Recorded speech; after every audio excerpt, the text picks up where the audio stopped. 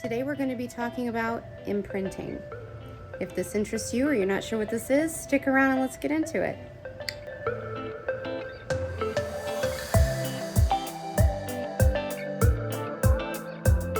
Hi, I'm Veronica and welcome back to the Wholeness Shift. If this is your first time here, welcome. I teach people about easy, practical spirituality and intentional living and the law of attraction and all kinds of interesting things. We talk about everything. So if this interests you, hit the subscribe button below. I wouldn't want you to miss out on anything good.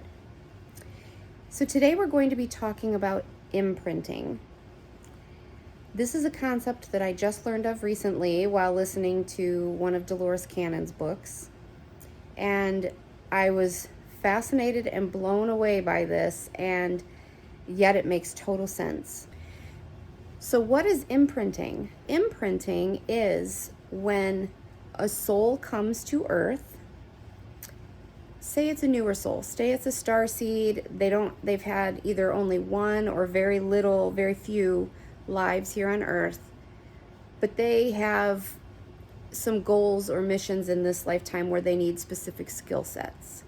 Say they're going to be in a leadership position, or they're out there changing the world, leading the charge. They need some leadership skills. They need historical concepts. They need reference points. They don't have that because they've never lived a life here before, or they've lived very few, or they've never lived a life with leadership, that kind of thing. They can go to the Akashic records, and it's just like checking a book out of a library. They find a lifetime or lifetimes that do have those skills, do have important historical facts, do have the skill set that they need, and they imprint that lifetime onto their soul. That lifetime's now theirs. They've borrowed it. They've checked out the book. And so when Dolores Cannon asked, well, then how can I tell the difference between what was an actual lifetime when I do these regressions or what was just an imprint? And they said there is no way to tell, because once that lifetime has imprinted onto their soul, it's theirs.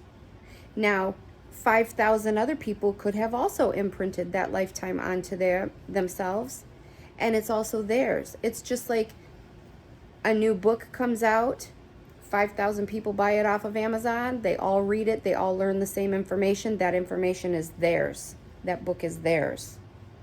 They all own it. Same thing with this. And she said that can be how we understand that more than one person comes forward saying that they were a certain person in a past life. Like, how many Cleopatras can there really be, right? And so that explains it, because they go have the lifetime of that person imprinted. They now have the skill set. They now have the reference points. They now have all of it. It's as real as if they lived it themselves.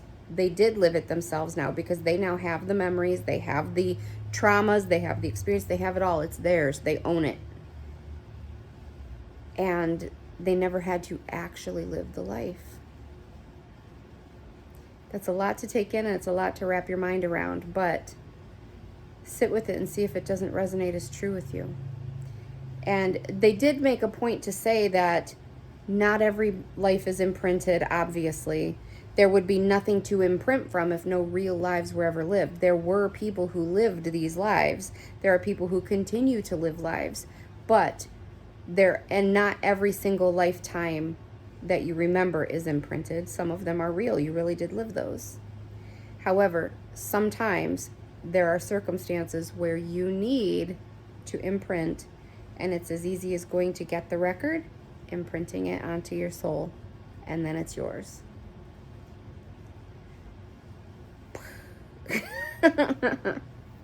Yeah, me too.